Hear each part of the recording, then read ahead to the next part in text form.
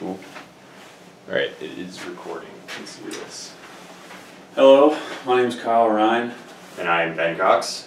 And we're here to talk to you about the Reynolds lubrication equation. Really in respect to journal and slider bearings. So we'll get right into it. So first of all, we'll start with the basics of lubricant and lubrication applications. So what is a lubricant trying to do? We have two surfaces, in this case a bearing and a shaft, and we're trying to reduce wear on the shaft and the bearing itself, and also energy loss in the system. Also, we don't ever want our shaft to seize up. That leads to catastrophic failure. So we have two types of lubricants or lubrication. We have hydrostatic, which basically just means the pressure of our lubricant is kept constant by pumping in more lubricant. And also we have a hydrodynamic, which means our system is going to keep the same lubricant in it at all times, and the rotation of the shaft will lubricate it. The rotation of the shaft will lubricate the shaft. And there will be a diagram of that later on. So points of interest for lubricant applications. All of our applications are pretty much going to boil down to the space between the shaft and the bearing itself, and that's what this minimum allowable H value is, and also the energy loss of the system. How much energy are we going to put into the system to keep it rotating? So we'll start with a little bit of the history. So Beauchamp Tower's bearing experiment. This is around 1883 to 1885, and Beauchamp Tower was actually looking into a hydrostatic bearing application. And you see this is an unfinished bearing. This is about 105 degrees. There's an oil reservoir here, and there's a lubricator hole. He was going to pump lubricant in through this hole. However, someone messed up. They started rotating the shaft before the pump was put into place, and he noticed that oil was just shooting out this lubricator hole. So they tried to cork it to see if it would just see what would happen. The cork was shot out because the lubricant was shooting out with so much force the cork couldn't stop it. So Beauchamp said, "What's going on right now?" He then drilled holes throughout the bearing itself, and he found that there was a very nice distribution of pressure. And when he integrated that pressure over the area, he found that the load on the bearing itself was equal to that pressure distribution, which basically just meant that hydrodynamic lubrication was viable. Fast forward a few years, and this is the guy we're mainly here to talk about, Osborne Reynolds, in 1888. He made 9 or 10 major assumptions. The most important for us is it's a Newtonian fluid. We have it's incompressible, no slip conditions. So the no slip is actually going to be at the bearing itself, and then our shaft is going to move. And then for this, it's non-parallel. So here's our non-parallel surfaces, and here's an infinitesimally small particle of our lubricant, and this is our H.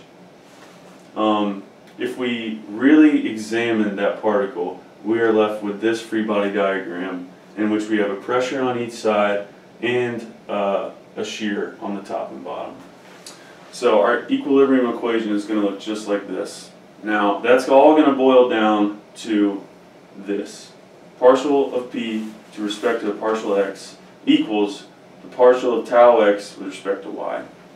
So because we assume it's a Newtonian fluid, we know that tau x is equal to mu partial u with respect to y. Now we substitute that in, we are left with this equation. So that equation we integrate twice because we want to find U. That's what we're after. We then find that U is equal to this. And we know our boundary equations because we assume no slip at the bearing, and we know the speed of the shaft if we know its rotation. And then we use the continuity equation. And using the continuity equation, we know that lubricant cannot leave in the surface of the bearing or the surface of the shaft. So it can only leave in one direction, or two directions. Then we integrate over the equation with respect to y before differentiating with respect to x, and we are left with the Reynolds lubrication equation. Alright, and so here we're going to take a look at a typical example for what say a textbook problem could look like if we were given one in 308.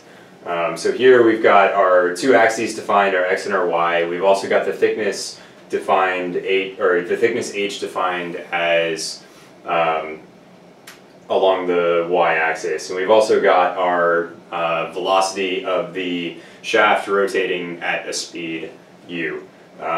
So taking a look at that really boiled down equation that Kyle derived, we see that there's actually a very small number of unknowns.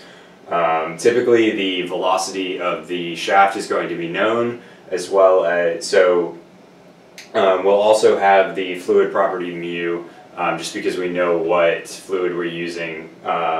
So if we're given two of the three remaining unknowns, either the thickness of the fluid, or the pressure, or the velocity of the shaft, we can solve for whichever one we don't have. So that's what a typical problem could look like. And so here we can take a look at some applications of journal bearings and sliders. So on the left we have a turbine shaft, which is basically a gigantic piece of machinery that can be used for all sorts of applications, such as airplanes and anything that uses jet propulsion. All of that machinery revolves around a shaft inside of a journal bearing, so it wouldn't work without it, and that in this case is the best type of bearing to use for a shaft rotating at a high load and relatively low operating temperatures and speeds. So we also have the same thing shown around a pump. Basically any application where you have a shaft rotating, a journal bearing is going to be a good choice. So some perks of using journal bearings. First off, it minimizes metal on metal contact due to that use of the lubrication. And so that in turn improves the working lifetime of the machinery, as we're eliminating metal on metal contact. As long as the oil is still flowing through there, we're saving wear and tear on our parts. And due to the lubrication stopping that metal on metal contact, we also have relatively quiet operating noise levels, which is always a plus. And we also have relatively easy repair when operating on journal bearings. If the bearing itself is damaged, those are relatively easy to replace.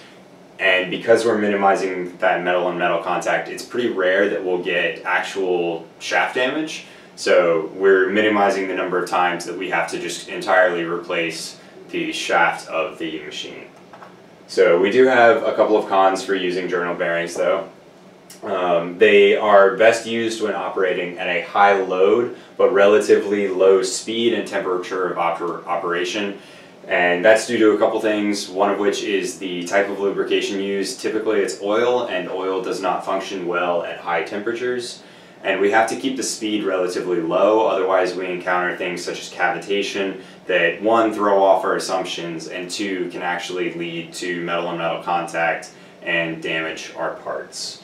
So they also cannot operate well without lubrication, otherwise, as Kyle said earlier, that will lead to catastrophic failure when we get that metal on metal contact. The shaft and the bearing are not designed to touch. That's what the whole point of the lubrication is for. So if we don't have the lubrication, we can't run our machine. So we also have something known as startup sequence resistance, which there's a quick little diagram here that shows at the beginning of the cycle, when our shaft is at rest inside of our bearing, we have lubrication built up equally on each side, and as the shaft starts to move, we get what will eventually be our equal thickness built up lubrication all around the inside of the journal bearing. And so the process of getting it there takes a little bit of effort. It's much more frictional resistance to actually get the shaft rotating at a high enough speed and push through that lubrication until it becomes that equal thickness that we need it to be. So we also have a lot of limitations that we went through. We went through we noted a couple important out of 9 pretty major assumptions. So if any one of those is invalidated, we lose the ability to use our equation, and that oftentimes ruins our ability to choose an appropriate application for a journal bearing. And it can also be said that, and this is obviously a hydrodynamic application because we're not pumping in any oil or lubricant itself. And say this was going to stop and start a lot, we would use hydrostatic application. Right. Say it's going to run constantly at steady state at hopefully a low shaft speed, we would definitely use hydrodynamic. Exactly. And that concludes our presentation. Thank you. Sweet. I like it. I do too. I had a good feeling about that. Yeah. 11 minutes.